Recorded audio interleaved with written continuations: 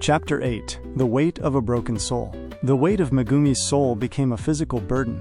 Yuji, unable to leave its side, carried the glowing ethereal orb with him everywhere he went. He would sit in the shattered courtyard of Jujutsu High, now a solemn monument to their losses, and try to speak to the fractured consciousness. But his words were met with silence. The soul, a perfect representation of Megumi's mental state, was a storm of conflicting emotions: grief over Tsumiki's death, guilt over his own survival, and a profound, bone-deep weariness from being a passive witness to the horrors he had endured. It was a prison built by his own mind.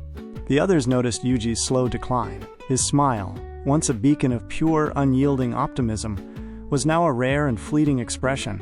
He was a ghost, haunted by a ghost. His physical training, once a fierce and disciplined regimen, had become a desperate attempt to outrun the demons that plagued his mind.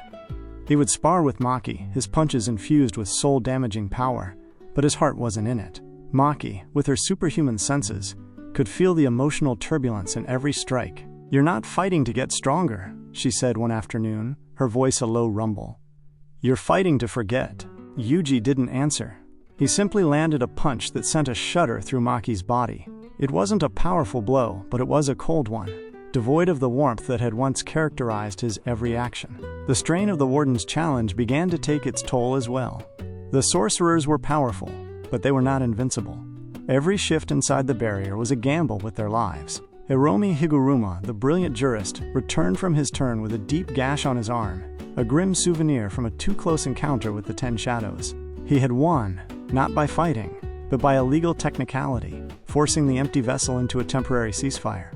But they all knew it was a temporary solution. The god they had captured was learning, adapting. "We can't keep this up forever," he said, his voice quiet but firm as Shoko patched him up. "The vessel, it's a perfect machine.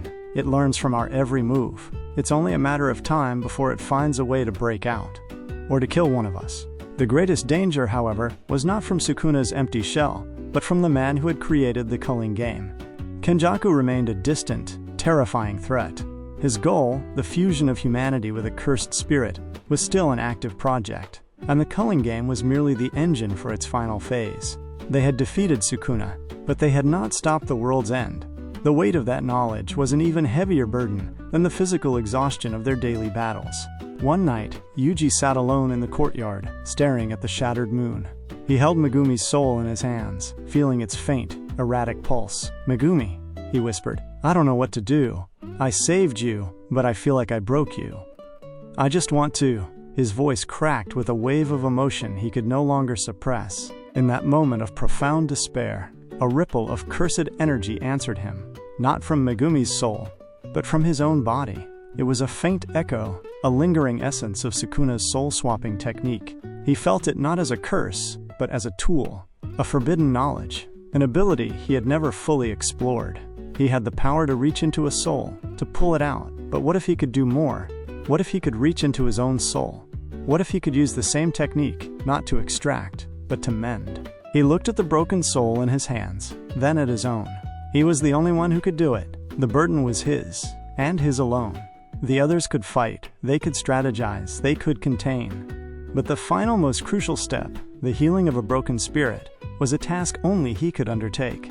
The final chapter of their collective war would not be fought with punches or cursed techniques, but in the quiet, treacherous space of the human soul.